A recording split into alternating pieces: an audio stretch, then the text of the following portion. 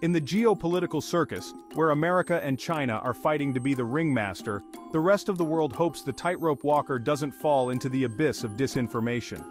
Like two kids fighting at the canteen, America and China are fighting for world supremacy, throwing propagandas and overturning tables of moral high ground. America, the so-called land of the free, loves to portray itself as an ethical master. Flexing its moral absolutism, America defines itself as good and China as evil.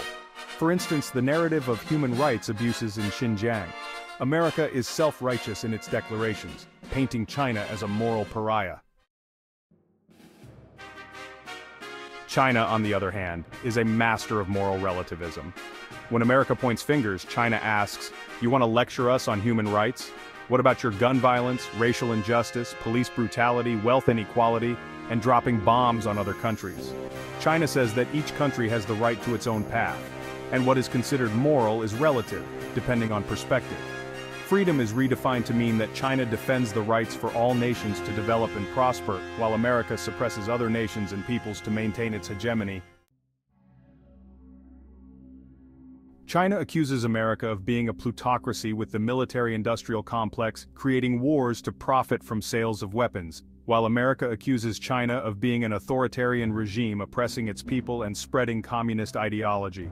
In some ways, America and China are right in their accusations, which means that both are wrong in their behaviors.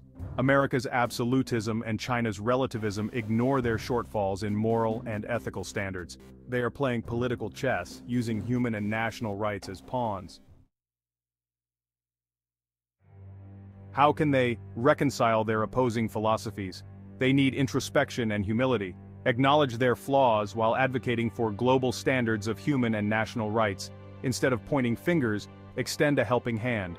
Cooperate instead of denigrate. Be transparent instead of deflecting blame. Engage in genuine dialogue on mutual policies. Find practical answers to emotional questions. Is America jealous or fearful of China's growth and development? Is China afraid that America wants to suppress its progress and prosperity? Are they a threat to the other's national interest and security? Imagine a world where the two largest economies come together to tackle issues such as climate change, clean energy, global poverty, infectious diseases, and geopolitical conflicts. If they can find common ground instead of taking the moral high ground, we may see a shift from propaganda wars to peace talks. Avoid an escalation to a world war. America and China must realize that despite their differences, they have many commonalities. While there is a cultural and philosophical gap between the East and the West, the ethics of Confucius and Aristotle are similar in emphasizing the cultivation of character, the significance of social relations, and the practical aspects of living a virtuous and flourishing life through personal and national development. Both philosophers considered the golden mean or middle way as an important virtue. Can America and China follow the golden mean and meet in the middle to reconcile their differences? Can they stop playing a damaging game of Machiavellian politics and practice Confucian and Aristotelian virtues for win-win outcomes? To be worthy of leading the world, they must discontinue their unscrupulous manipulation of geopolitics. Instead of cunning, deception, and dishonesty, they need to place ethics and morality above political deceit and expediency. As they continue to compete, candid conversation can encourage cooperation, build trust by focusing on shared goals, fostering responsible dialogues, and enhancing mutual understanding.